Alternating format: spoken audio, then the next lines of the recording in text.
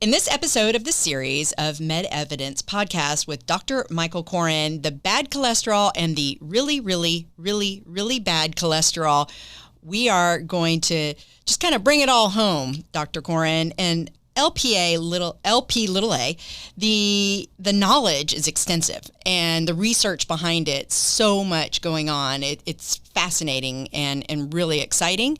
How does this knowledge affect me and my family going forward? So you're gonna bring it down to earth. Yeah, let's bring it down. I was like happy up there in Mars. Yeah, right. I've tried to follow you. Yeah, it was fun. It was fun. The Martian environment was a little bit tough, but I think we got through it. Yeah. Well, you brought it home to Jurassic Park, so once you start talking about the recreation of dinosaurs, I think we all understood. Okay. Well, so we're gonna bring it back to earth. Okay, I think that's reasonable. So really what it comes down to is people say, how can I protect me and my family? Mm-hmm. That's the real important question. So let me break it down a little bit so that people understand that. So cholesterol problems are extremely common in Western societies and certainly in the United States. A lot of it is driven by bad dietary choices, and there are other risk factors, of course: cigarette smoking, diabetes, hypertension. Those cigarette smoking obviously should just be stopped. There's no excuse for that this day and age. Blood pressure can be tricky, but it's very manageable, and we have a lot of good products for that. Diabetes, we're actually doing a lot of research here in Northeast Florida on diabetes, and we have way better ways of treating that than we did 10 or 15 years ago. So if you're diabetic and you want to get some more information, look us up on Encore Docs, and we can probably hook you up with something that's pretty cool. But getting back to cholesterol, changing your diet can have an impact, but sometimes a modest impact. So some people have a big dietary source of cholesterol, and that's stuff that you absorb through your gut. But as we mentioned previously, every cell in your body makes cholesterol. So most of the stuff in your circulation is stuff your body is making that you want to get rid of. Mm-hmm. And it's more a function of how do you get rid of it as efficiently as possible. So one of the ways we actually learn that clinically is by taking a patient that has an elevated cholesterol, particularly elevated LDL, see if they're able to comply with a diet. And let's say you go from eating bacon and steaks every day, 3 times a day, to having a more vegetarian style diet. You'll find that in a lot of people there's a big improvement in their lipid levels, but some people it's kind of modest. And the reason for that is the people who have the modest reduction when they change their diet means they're just making the stuff. Mm-hmm. It's their genetically based problem, and they're just making it. So, but understanding how your body works is really important. So I would advise anybody that's worried about their cholesterol, and certainly people who have had a heart attack or stroke or any kind of scare, blockages in their arteries in their legs, or eye emboli or TIAs, mini strokes, whatever it may be. Anything that reflects atherosclerosis should absolutely know what their cholesterol is. They should know their breakdown of LDL and HDL. And if they're less than 75 years of age, they should probably want to know what their LPA is. Because, again, that's a problem that we couldn't do much about in the past, but now we can. And that paradigm is rapidly changing. But getting back to the first point, so if you're healthy, maybe a 20 to 40-year-old adult, but you're a little bit concerned because you've had a family history. You've had 2 uncles that have had bypass surgery in their 50s. Well, you should be worried. Mm-hmm. You should want to know what your cholesterol is and make sure you don't have these genetic predispositions to having the same type of problem. And you will learn about that by doing a breakdown of your cholesterol, a lipid profile, which again looks at triglycerides and LDL and HDL, and importantly looks at Lp(a), the really, really, really, really bad cholesterol. And that's through blood tests? Simple blood test. It's not particularly expensive. It's a $10 or $20 blood test that your physician can order. We actually provide them for free to people in our Encore Docs email community. And we share a lot of information in that community, and there's a perk for being a part of it. When we have free screenings, people can get them for cholesterol, for liver disease, for a lot of things that we do. And it's a nice perk for people that are part of our community. What's the range? Where should a 20 to 40-year-old male, maybe with a family history, what's their range? Where should they be for total cholesterol? Right. So again, range is a good word. Some people get fixated on one number. Mm-hmm. But if you're a young adult between 20 and 40, you would like to see your LDL no higher than 100.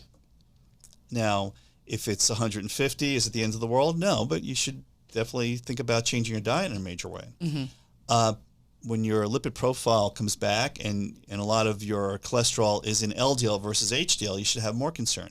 So if your LDL is 120 but your HDL is 70, you're in a much better situation than if your LDL is 120 and your HDL is 30. The latter would be somebody that you really want to treat, probably with a statin. The former may not need a statin, but there's a lot of considerations why you have to work with your doctor and look at your other risk factors in your total picture. My question, though, is, with activity and with food and diet and nutrition, can you reverse it? Absolutely. So you mentioned activity. We really haven't covered that much, but physical activity is a very good way of preventing heart disease and stroke.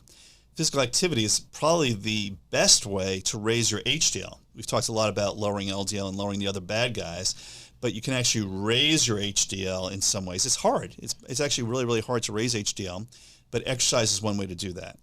And our other efforts to raise HDL with pharmaceuticals hasn't really been very helpful. And we'll talk about that another time, why it isn't helpful. But exercise is really, really important. Physical activity. I advise all my patients to exercise 30 minutes at least 4 days out of the week. So it should be at least 2 hours of physical activity. The session should be at least 20 or 30 minutes long, and you should do it at least 4 days a week. And if you want to do more than that, that's great. Find something you love, find something that fits in your schedule, and make that part of your life. So physical activity is really important. Diet, as we talked about, is important, and this is not a dietary talk, but just in a general sense, Mediterranean-style eating is a really good idea. There's a lot of epidemiological evidence that show that cultures that eat more fish do better. They have fewer heart attacks and strokes. The Japanese are an interesting example of that. There's a lot of smoking in Japan, but they eat fish. Fish is part of their diet every day, and they seem to do pretty well. Yeah. So it kind of offsets a bad habit, the fact that they tend to eat fish. So what you eat does make a difference. But again, some people do everything right and they still have a problem. And that's where research and medicine can help. So HDL, you were saying, is really hard to raise. Is that like something you start with? Yeah, HDL is really genetically mediated. And again, I won't go into all the details of HDL, but it's more involved in the kinetics or the way cholesterol moves through the body rather than something that's a poison or a protective agent specifically. And again, that's a whole nother discussion. So LDL is something that we almost do to ourselves with bad diet and that's contributing. Yeah. But it's again, some people just have high LDLs. Now, there's a condition called familial hypercholesterolemia where you have very high levels of LDL that has nothing to do with your diet and has to do with the LDL receptors that we talked about. They're not working right. Okay. So some people their LDL receptors don't work that well, and that's where some of these genetic-based therapies can make a huge difference. That's what I was going to say. We can target that. Right. But the other beauty about getting your LPA tested, so we talked about, the people who you do their diet, do their exercise, and may still have a problem, or they just have this family history. Now, those people should get an LPA. So let's say that you have the two crazy uncles that had bypass surgery when they were 50, and you're worried. So you're a 30-year-old male or female, and you want to know if you're destined for the same thing. Go get your lipids checked. Go get your LPA checked. If your LPA is low, beautiful. Concern gone. You don't have to worry about something.